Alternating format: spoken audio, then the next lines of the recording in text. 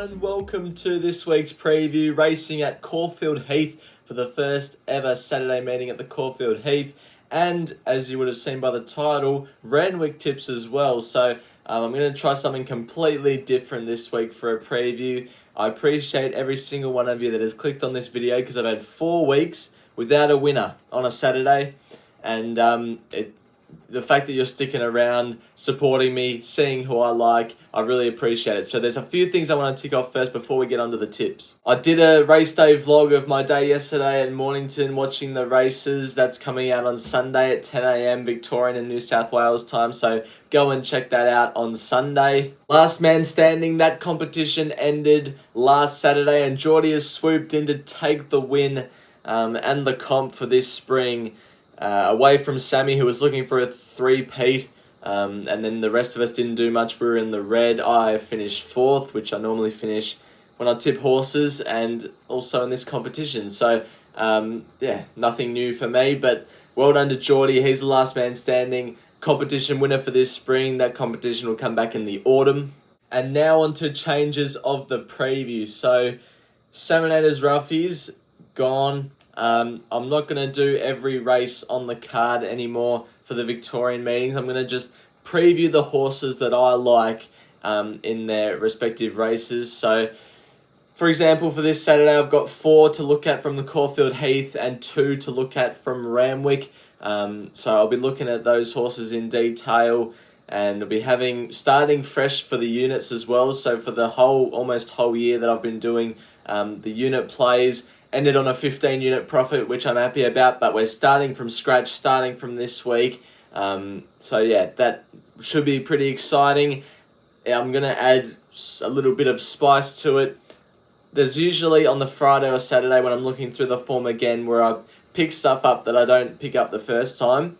And for that reason, I'm going to give myself the ability to add horses to the unit plays on Saturday morning on the YouTube community that I like, that I've done the form for a couple of days after the preview's gone up, 1 or 2 days after the preview's gone up, and I sort of half like it. I might throw it in. So it's all very confusing, but hopefully you guys all made sense of that, and we can get straight on with the horses that I like this weekend. Let's start at the Caulfield Heath. Let's start in race 3, and I like horse 9 Dragoon. I'm going to have 1 unit the win on this horse. Maps ideally, gate 4 on speed. It should be running well. This was its last start winner on the Caulfield Heath track, so it's won on the track before. This was over 1,500 metres in a benchmark 64. Now, faces a rising class and distance on Saturday, but the way it won this race, I think it can take that rise in distance and class with authority.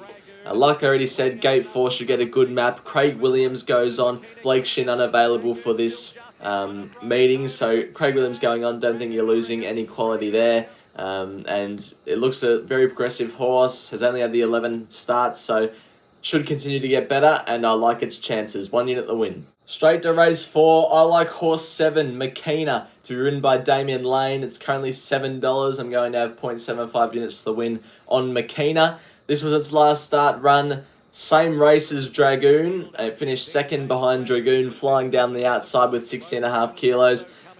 Goes up from an open 64 to a fillies and mares benchmark 78, so I don't think the field is as strong as what the rising class suggests. Stays at the 1,500 metres. I think can map closer from that gate. Gate 4 could be midfield off the inside, and it's racing really well. Before this, ran 5th on Oaks Day behind Bond Mistress. So I think Makina should get a good map from gate 4. Damien Lane goes on. He knows what he's doing, and I think it's a good bet at $7. Jumping to race 8, I'm with horse number 4, Luna Cat. It is first up for the Lindsay Park team. This was its last start jump out at Flemington. It won this very impressively. Now, first up in this horse's career, it's 6 starts for 0 wins and 3 placings. But it's had some excuses in its first up runs in the past, and I actually think it goes pretty well fresh despite no first up wins in its career. From gate 7, I think will be midfield. Jayla Kennedy claims the 2 kilos, bring it down to the 59 kilos. probably I think will be better suited over 1100 and 1200, but I think this horse can fly fresh in a race where it's a benchmark 74, but I think this horse is a better class than that. And yeah, I'm with Luna Cat, 0.5 units to win on it at $8.50. My best of the day comes up in race number 9 at the Caulfield Heath. Number 3, Warney, it's $2.20 at the moment. I'm happy to have 3 units to win on this horse. Let's take a look at its last start run, where it ran at Caulfield in the Kevin Heffernan and beaten by Wellwall and Arkansas Kid. This was on a heavy 8, so don't really know how to treat this performance. Before this was good at Flemington on Cup Day, and then it was a winner before that at Flemington. Gets in with a good weight, 55 kilos. Gate 5 is a good gate to put itself right on speed.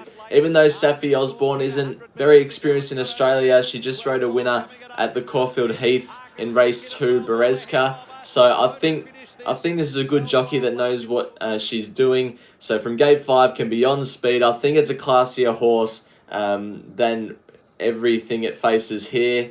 And I'm expecting it to win. 3 units to win at $2.20. Now we're going to move on to Randwick. Race number 5 is the first race we're going to take a look at. And I like number 12, Cantiamo.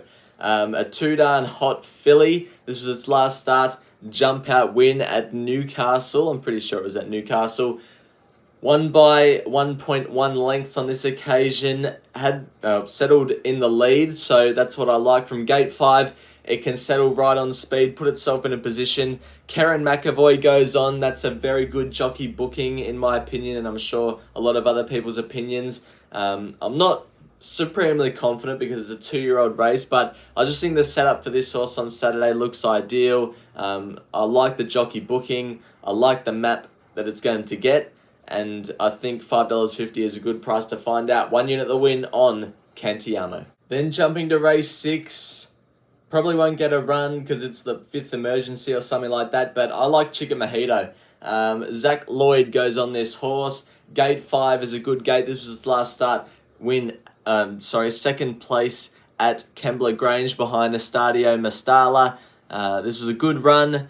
Has the same weight in the same class on Saturday. Jumps from the 1600 to the 1800 meters, which I like. It could improve it. It's only won the 1 start from 15 starts, but I think the way it's been racing, it's finished second in 4 of its last 5. It's a very consistent horse.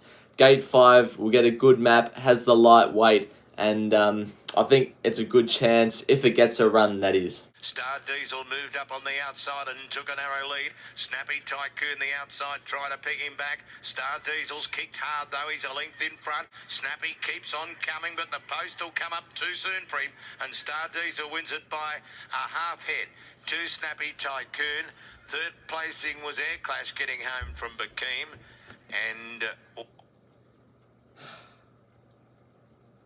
well, thank you everyone for watching this preview. 7 unit spend currently. I will add some horses into the unit plays, and that'll be available on the YouTube community tab on Saturday morning if I like some horses when I redo the form tomorrow, and possibly Saturday morning after scratching. So thanks everyone again for watching, and until next week's preview, bye for now.